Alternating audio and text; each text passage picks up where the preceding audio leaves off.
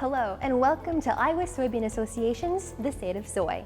I'm your host, Katie James, coming to you from my home away from home, the ISA office here in Ankeny.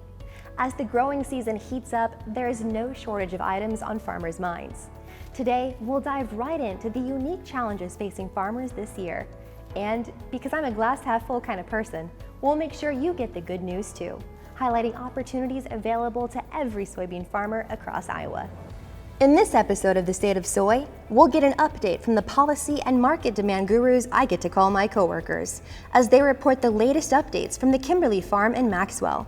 We're also excited to show you exactly what it means to be an ISA member and why it's so important farmers get involved in the management of their checkoff dollars.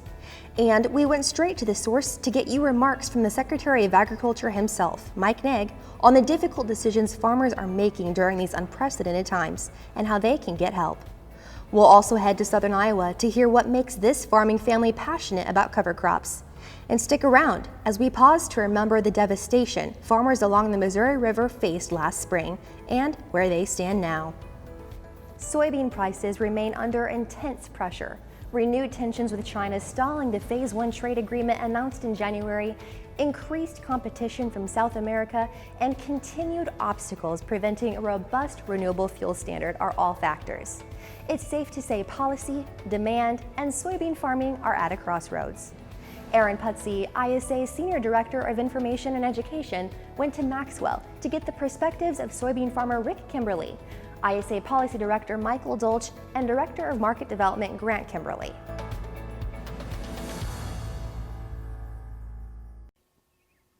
Thanks, Katie. We are here near Maxwell. We're here on the Kimberly farm, and thanks again, Michael and Rick and Grant, for joining us. So I want to start with you, Rick. What's it been like farming, growing soybeans, marketing grain in such a difficult circumstance and environment? It's definitely been different and difficult. As all farmers, we're optimistic, we're looking forward to that time of year, but this has put a real cloud over us. And not knowing where the markets are going, not knowing if we're going to have markets, period. And so it's been very challenging. I know we've, here in Iowa, we've had a good planting season, and we've been able to put the crop in good shape. So we're looking for a good crop. We also need, and we're looking for better prices. Yeah, and of course, you know, it's you excel at growing, you excel at producing soybeans, but we need a market for them. And Grant, you know, we're well into where I think most were expecting pretty robust sales to be picking up. There was a lot of fanfare around the Phase 1, at least in some circles. We've always, I think, at Iowa Soybean been somewhat skeptical in believing some of the headlines that were being written about Phase 1, but where do we stand right now, in your opinion, with Phase 1, and more importantly, where are we going? Yeah, that's a good question. I think this winter we were cautiously optimistic. We knew it was going to be a tall order to get to some of the lofty goals that were set aside as part of that Phase 1 agreement, but we were cautiously optimistic. But if you look at where the numbers have been so far through the end of the first quarter, China's only purchased $3.1 billion worth of agriculture products. And so the goal for the first year of the Phase 1 agreement was around $36.5 billion. So they've got a long ways to go. Now we do anticipate they will start purchasing more as the year progresses. But even if that's the case, it's going to be difficult reaching that. And so through the month of May, we saw that China only purchased 13.8 million metric tons of soybeans. And again, if you look back to where we were in 2017, China purchased 36.5 million metric tons of soybeans. So they're about a third. So they're a long ways to go. So we'll have to see where we end up later this year. And I know, Michael, so we've got obviously the production part, we've got the sales, the marketing side of it, the trade side of it, and from a policy standpoint too, I know, the administration is trying to pull about every lever it can to help farmers manage during this time. But from a policy standpoint, what are you seeing that you think has been helpful, or what are some things that you think is work yet to be done? Sure, and in just a moment to touch base on what Grant was talking about, when we look at the China Phase 1 agreement, that was signed and announced in hopes that it would ease China-U.S. trade tensions. Thus far, China hasn't kept pace with those purchase commitments that are outlined in the agreement, but I think I would like to point to a couple positives here in the near term, and I'll circle back to the policy piece, is that within that China Phase 1 agreement, there are some non-tariff barriers that were addressed. So there was language included that would help increase and expedite the ag trait biotech approval process in China that would typically take 8 to 10 years. Outlined in language within the agreement, it states that it should take 24 months, so right about 2 years from start to finish. And of course, that cuts down on the dollars that are spent in R&D from a company standpoint, but that also from a producer standpoint, it puts tools into their hands to combat the host of challenges and issues they're facing at the farm gate too. And as you mentioned, Aaron, I think you hit the nail on the head. You've got Congress and this administration pulling about every relief lever that's possible, knowing that, this comes on the back of U.S.-China trade tensions. We talk through repeated and relentless attacks by oil state senators and other activist groups on the RFS, the Renewable Fuels Standard.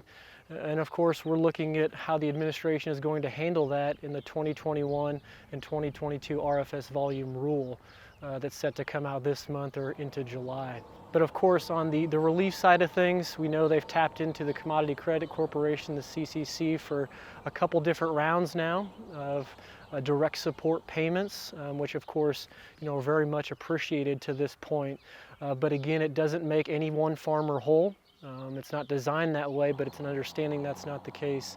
And I think moving forward, should we not see some of these trade agreements become realized fully and full implementation and removal of those tariffs on U.S. products, we may be calling for another round of payments. What's some out-of-the-box thinking that hey, we can dream, we can float some ideas? Are there things that the administration, USDA, and elsewise that haven't really proceeded down the path with that you think could be helpful? There are lots of things that I think we can consider, and you're right, this is a time where we might have to be creative and think outside of the box. One of the reasons why we need to do that, and one of the challenges we face, is there's competition out there in the world. South America, in particular Brazil and Argentina, have produced record crops this last year. And their currencies, which has an impact on competitiveness in global trade, has devalued about 50% since the beginning of the year. The US dollar is relatively strong still. So that makes it challenging for us to compete on a global market basis. So maybe we have to look at some different programs, like some things that we may have done 20 years ago, what was called the Export Enhancement Program, where there's some subsidies put in place for targeted countries on targeted commodities to help buy down some of the cost of U.S. export products. GSM program, which is a credit program that the U.S. government helps buyers in other countries access credit, which then facilitates more exports and trade as well. So there's things like that we may have to consider doing, because what we want to do is solve the problem for the longer term, and we want to move the pile. We want to reduce these ending stocks, these carryovers, and the only way to do that really is to have a robust domestic market, but also to have a robust export market, because most of the demand is overseas. Is there anything, Rick, that you're seeing that you think either we should be doing more of, or is there something new that you think, a new tool we should be pulling out of the toolbox? Well, as farmers, we're kind of caught in a rock and a hard place. I mean, we pay what suppliers ask us to pay. We take what merchandisers are offering to pay us for our products. So our problem is we need all three sectors. We need the feed local demand, we need export, and we need the ethanol market and soybean demand for biodiesel.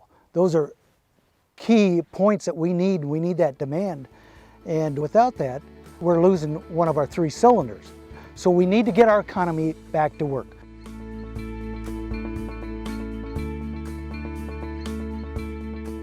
With every challenge comes opportunity. We'll share more about why it pays to be an ISA member when we come back.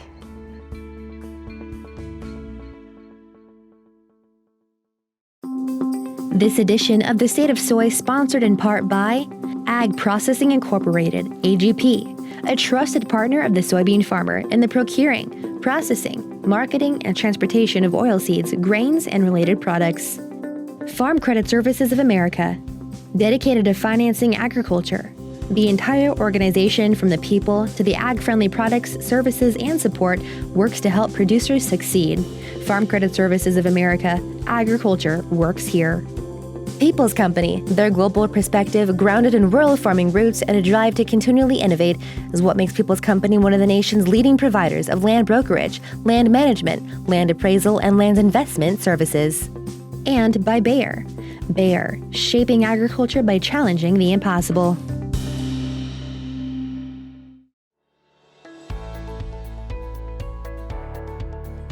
We know there's lots of ways farmers can spend their time.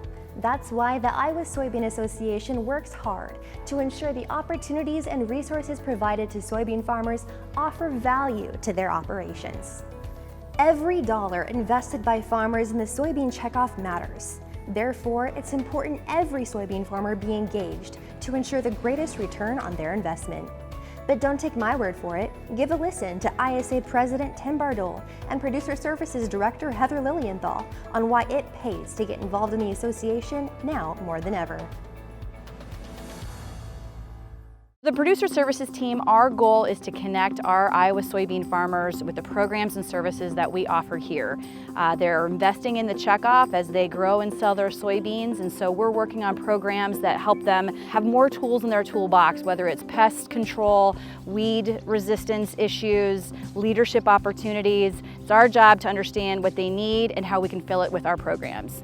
Being a part of the Iowa Soybean Association has been a great benefit, whether it be the research Iowa Soybean does and things I've learned from that data, and from doing strip trials on my own farm like many other members have done.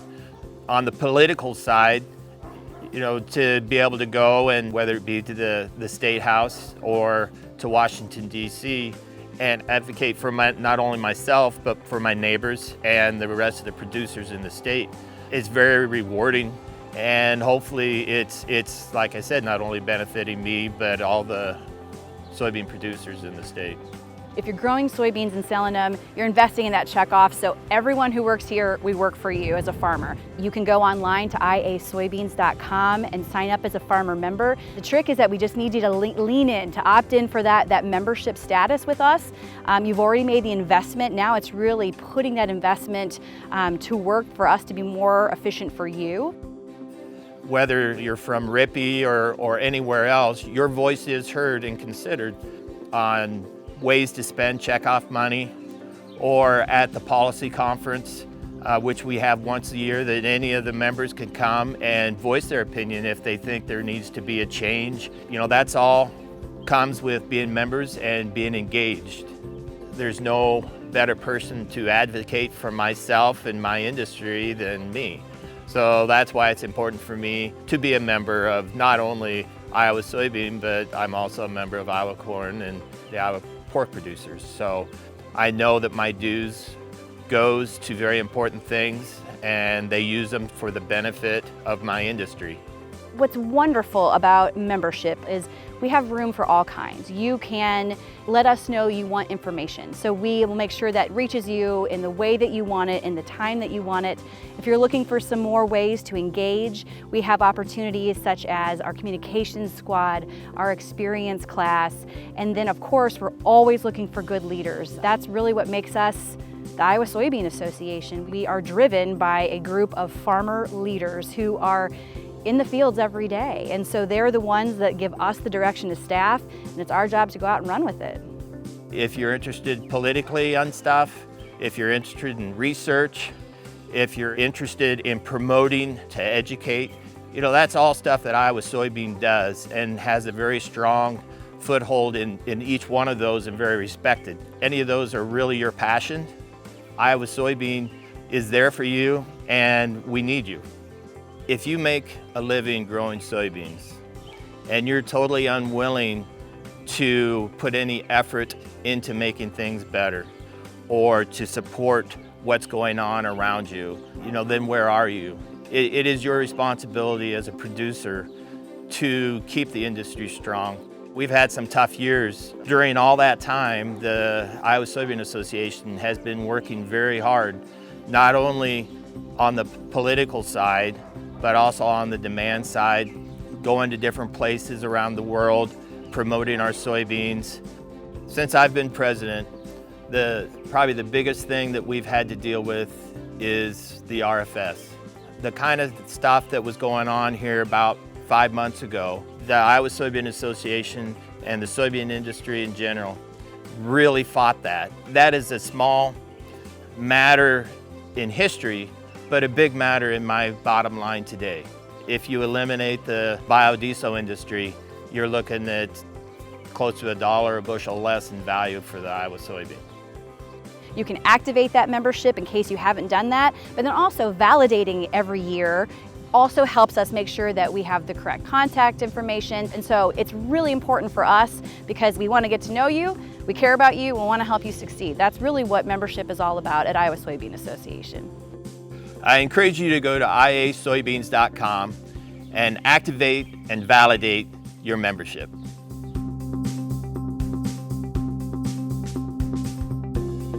Up next on the State of Soy, we hear from Iowa Secretary of Agriculture Mike Naig on the biggest issues impacting farmers. Hope. It's a hard thing to hold on to in the face of adversity.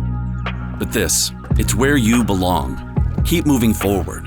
Prove to the world you have what it takes. So the next time you feel defeated, don't forget. That grit, that determination, it got you here. Remember, you were made for this.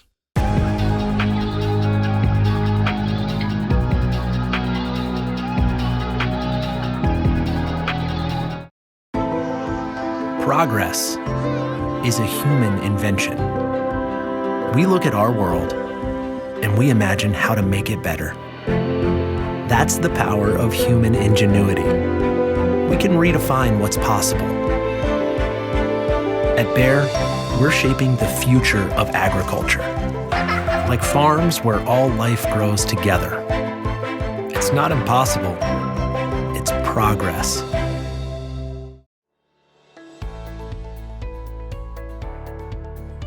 This cylinder Iowa native brings his Northwest Iowa farming know-how to the state capitol.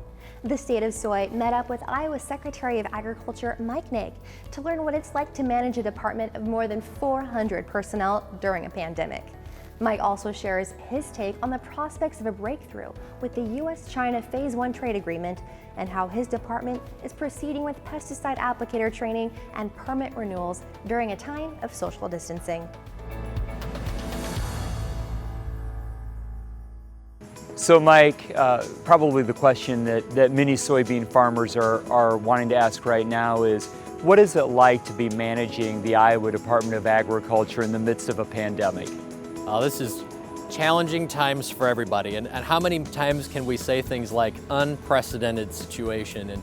And so it's absolutely true for us, both from an operational standpoint and how we have to still go about doing our business, right? We have to stay on mission for the department, and that means moving around the state and still working with landowners on conservation efforts and inspecting gas pumps, and also working remotely and yet still being able to provide customer service. So that's been a challenge for us.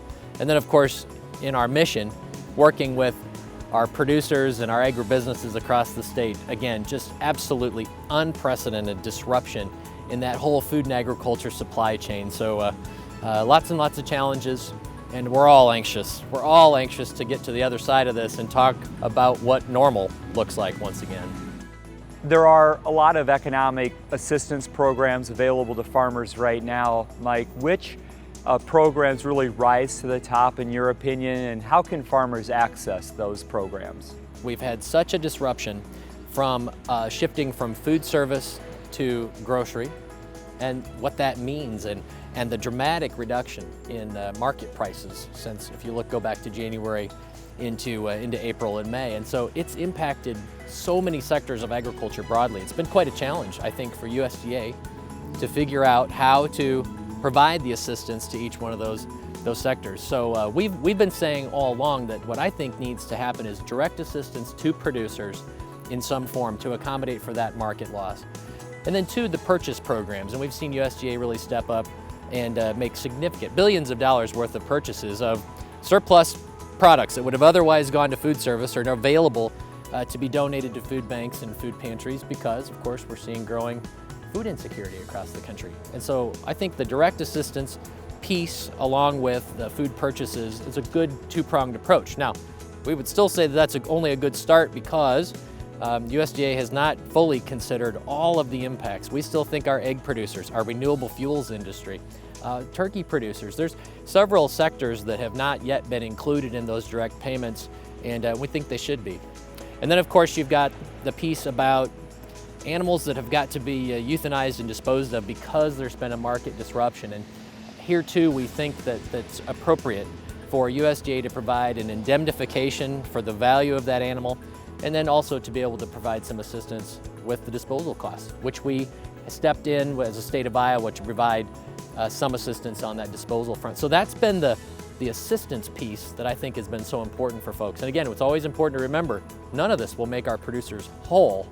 It only bridges them through to the other side and helps them stay on their feet.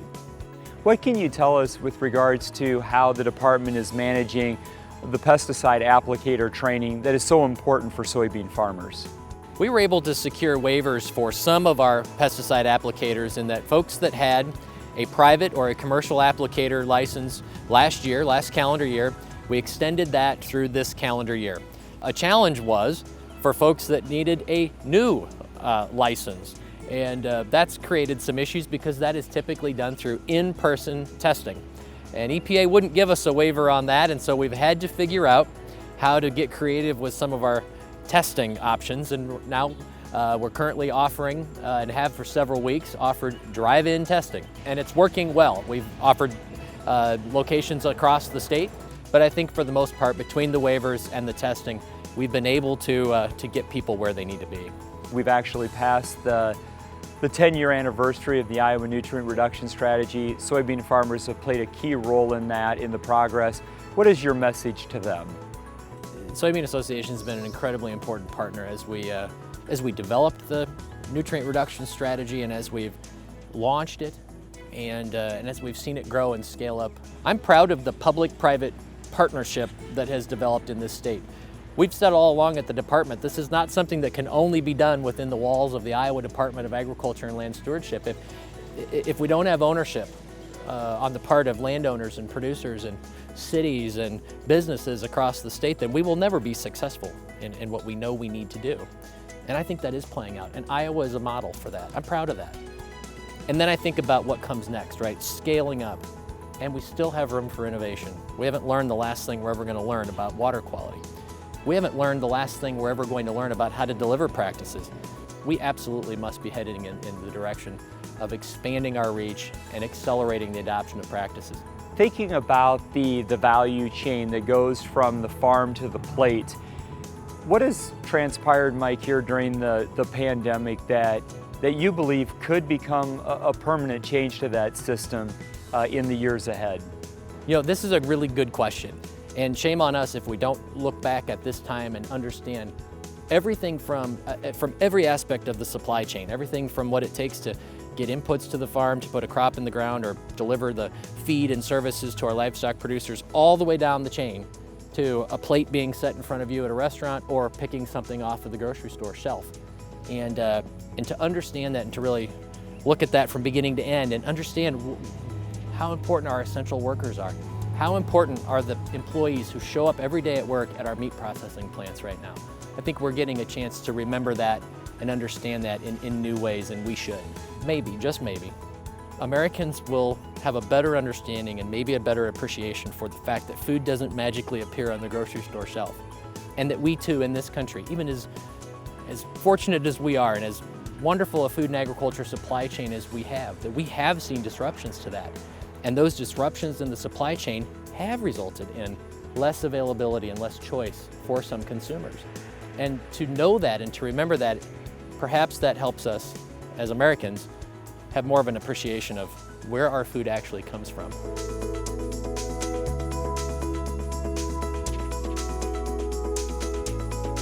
Coming up next on The State of Soy, we head to Corning, Iowa to get the scoop on cover crops.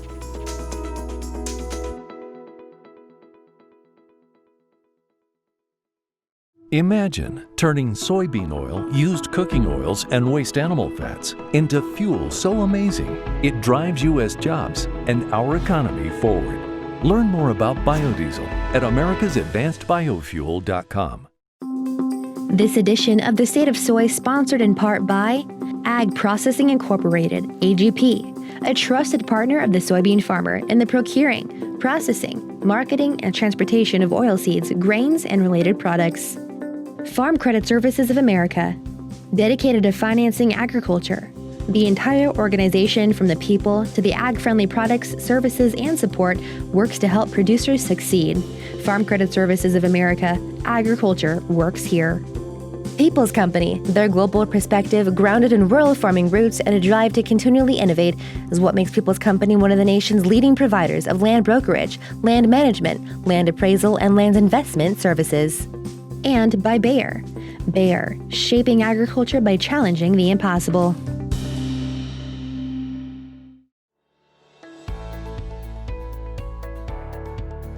Profitability is top of mind for farmers in 2020. But more and more, farmers are catching on that conservation and profitability go hand in hand. We traveled to Southwest Iowa to chat with Ray Gasser and his son Chris about their use of cover crops. Ray and Chris Gasser of Corning discovered several years ago that no-till and terraces just weren't cutting it after 4 inches of rain fell on their farm in 1 hour. Now, with much of their land in cover crops, they're protecting their soil and keeping water and nutrients in place. They're also finding it can be a valuable income stream for years to come. Well, on our farm, we've always been conscious and really forward thinking about how we care for the land and making sure that we keep our soil in place and clean up our water and sequester those nutrients at the same time. That aha moment was in May of 2010, and Chris and I were in the house watching it rain, and we watched it rain 4 inches in an hour. And we watched our terraces cascade water over from one to the next, at a depth of this deep. Had never seen anything like that. We thought at the time, with our no-till, with our waterways, with our terraces, that we were doing a great job caring for the land. But those kind of rain events, are more than all those conservation practices can handle. And that's when we decided that we really did need to use cover crops to help protect the soil and reduce erosion almost to zero, even in those kind of events. As farmers, as those who are privileged to be able to care for the land, we think it's our responsibility, that we not only care for the land, but we provide those opportunities for our next generations. Ideally, I want to keep farming for the rest of my life, and I hope somebody else can farm after me, and in the same way with all the land around here. It's a resource and it's an asset, and it's our job to preserve that asset. We've had about half of our acres in cover crops, maybe 60%. So 25, 27, 3,000 acres, somewhere in there that we would actually get planted and established in the fall. This year we have about 150 acres of cereal rye on this farm. We rented this farm actually because of the cover crops that we grow. We've found it really valuable, not only protecting the soil, sequestering nutrients, allowing us to get on that land a little more quickly than our neighbors who till. It also eliminates, some of our weed pressure. And we're able to save, in many cases, save an herbicide application in the summer on our soybeans. So that's a really important savings. And more, I believe landowners will expect more from us. It's not just always about the cash rent. It's more about protecting their investment.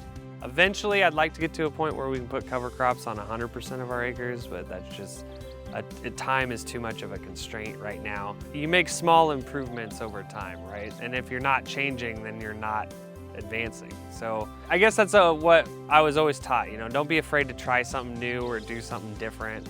As we've grown more cereal rye and got, some experience with it, and our neighbors know that we grow our own seed, they've been asking us if we could provide some cover crop seed for them as they want to, increase their acres and establish their cover crop program. If we're going to meet the Iowa nutrient reduction strategy, if we're going to have those 12 or 13 million acres of cover crops every year in Iowa, that's a huge opportunity for a new business model, not only to grow the seed, to distribute the seed, to plant the seeds in the fall for those who don't have an opportunity or the time to get it done. If you don't have a lot of acres, it doesn't make as much sense to grow your own, and we can help those people. We generally sell it at a lower rate than you can get it other places.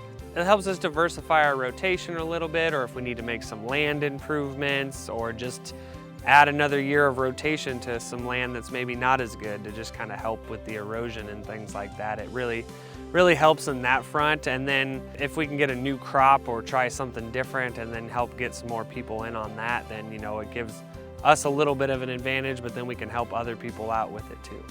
For our farm, we started out at a small scale and learned as we went, and now, we've got 10 years of experience, We're actually finding that right after the combine harvest, from mid-September until mid-October at least, we can just go out there with a spreader right behind the combine and spread a bushel an acre of our cereal rye. And for 5 years in a row now, we've had excellent emergence and excellent stands. So, it really does save a lot on time. It also saves a lot on equipment costs rather than taking a drill and drilling it like we used to. So I think that's really important, and encourage that advancing of this program and that notion that it really can make a difference for all of us, not only in our soil and our water, but in our bottom line profit.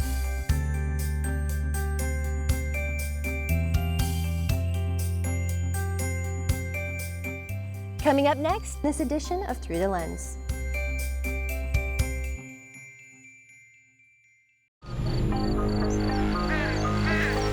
When it comes to the excitement over biodiesel, things may seem quiet. But when you realize biodiesel's demand for soybean oil has increased 300% in the last decade, it's time to make some noise.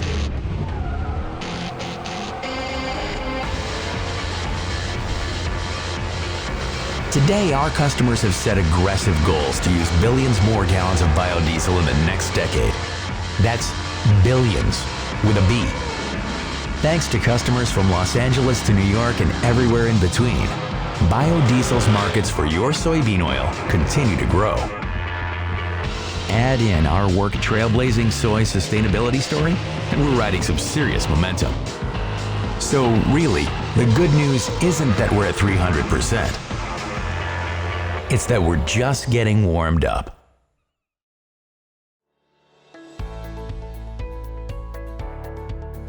With all the challenges farmers are dealing with, it's understandable to forget that just 1 year ago, many producers along the Missouri River were facing unprecedented flooding. ISA Communications Director Joe Murphy documented the journey taken by several western Iowa farmers as they persevered through the devastation. See for yourself in this edition of Through the Lens.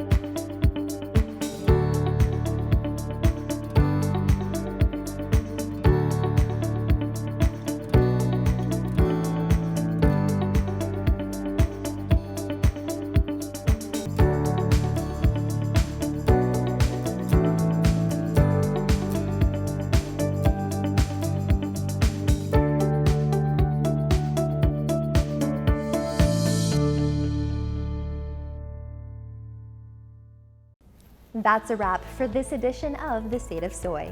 Share your comments and story ideas with us for a future episode. Just send me a note or give me a call. Oh, and a friendly reminder, don't forget to mail in your director ballots. If you didn't receive one or aren't sure how to vote, let me know and I'll lend a hand to help make sure your vote is counted. I'm Katie James, and we'll see you next month on The State of Soy.